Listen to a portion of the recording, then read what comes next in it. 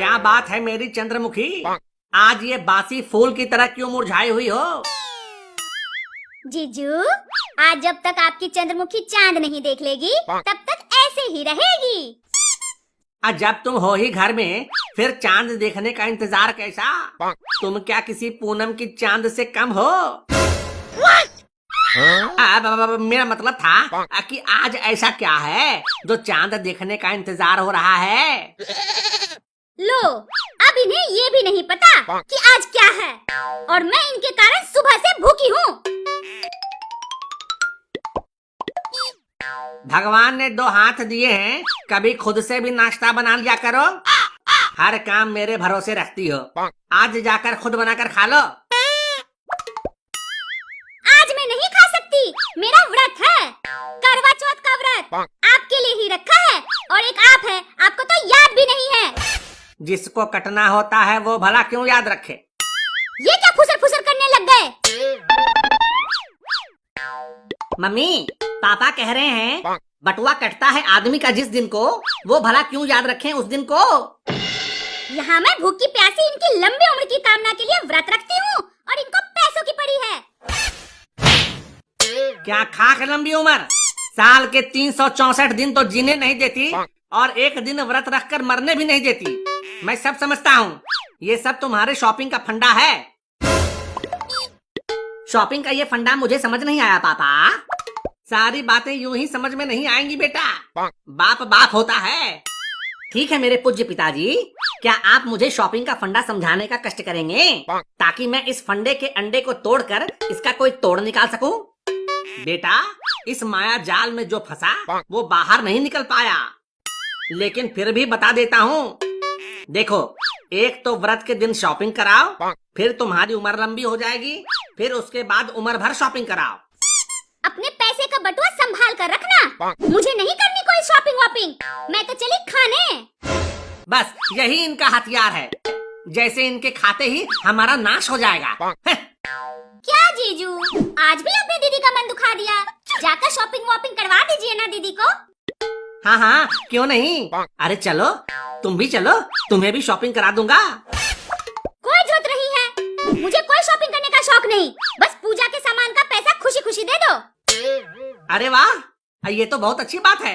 अब बताओ, पूजा के सामान के लिए कितने चाहिए, 100 या 200? ज्यादा नहीं, बस 10,000 रुपए दे दो। क्या? 10,000? अपने आप को संभालो पापा, इसे इन्वेस्टमेंट समझो। जब आपकी उम्र लंबी हो जाएगी, फिर उम्र भर मौसी और पड़ोस वाली आंटी के मजे लेते रहना।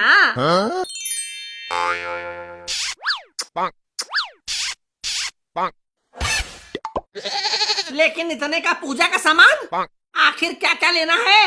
अरे पूजा के लिए साड़ी लेनी है, चूड़ी लेनी है, सैंडल लेनी है, और नया बैग भी तो लेना है।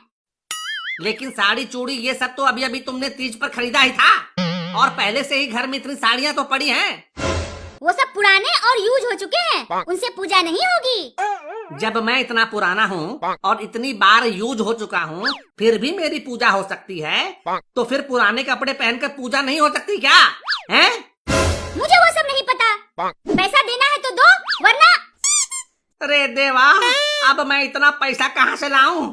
काश पति को भी पत्नी के लिए कोई व्रत रखना होता, तो आप भी व्रत रखते। नहीं रे, मैं तो उस दिन मस्त तंदूरी चिकन खाता। मेरे इधर चिकन खाते ही तेरी मम्मी सलट जाती, सारा खेल ही खत्म। बकवास बंद करो और पैसे निकालो। हाँ हाँ जीजू, जल्दी पैसे दे दो ना, हमें पूजा का सामान लेने भी तो जाना है। अच्छा, तुम भी व्रत कर रही हो? हाँ, तभी तो दीदी ने इतने पैसे मांगे हैं।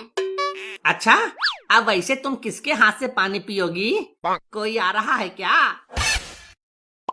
क्या जीजू, आपके रहते मुझे किसी और की जरूरत है क्या है? आप ही पानी पिला देना। ऐसी बात है तो मेरा क्रेडिट कार्ड ले जाकर तुम दोनों बहनें शॉपिंग कराओ। अच्छा, थोड़ी देर पहले पैसे नहीं निकल रहे थे और अब क्रेडिट कार्ड निकल रहा है, इसका हिसाब तो जरूर होगा। चलो चंपा। ये जाते जाते किस हिसाब की बात कर गई? मुझे ज्यादा तो नहीं पता, लेकिन इतना दावे के साथ कह सकता हूँ कि शाम को आपकी पूजा होने वाली है। Later that same evening. आइए आइए पतिदेव, कब से आपका ही इंतजार हो रहा है। वैसे जीजू, एक बात समझ नहीं आती है कि औरत हस्बैंड को पतिदेव क्यों कहती है। अरे जो अमृत पीता है उसे देव कहते हैं, और जो विष पीता है उसे महादेव कहते हैं, और जो पत्नी का सारा विष पीकर भी अमृत के समान बना रहे उसे पतिदेव कहते हैं। अब अपना ये ज्ञान झाड़ना बंद करो और सामने खड़े हो जाओ, तुम्हारी पूजा करनी है। लेकिन मैंने तो घर का सारा काम कर दिया, फिर कैसी पूजा? अरे मैं इस पूजा की बात कर रही हूँ, अब सामने आ जाओ।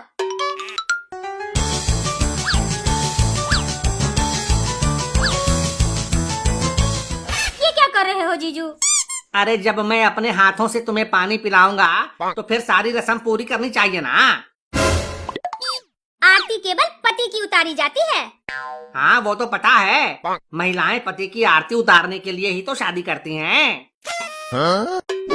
देखो आज करवा चौथ है, इसका मतलब ये नहीं कि कुछ भी कह लो। चलो मुंह बंद करो और रस्म पूरा करो।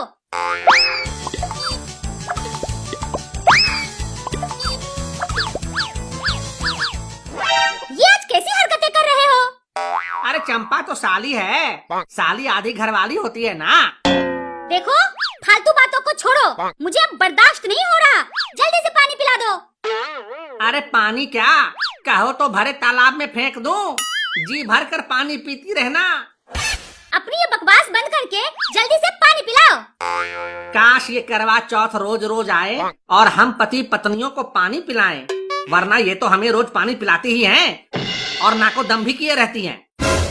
अच्छा, तो मैं नाकों में दम किए रहती हूँ। करवा चौथ की वजह से कुछ कह नहीं रही हूँ तो आज सर पर चढ़ गए हो। रुको अभी दिखाती हूँ, लातों के भूत बातों से नहीं समझते।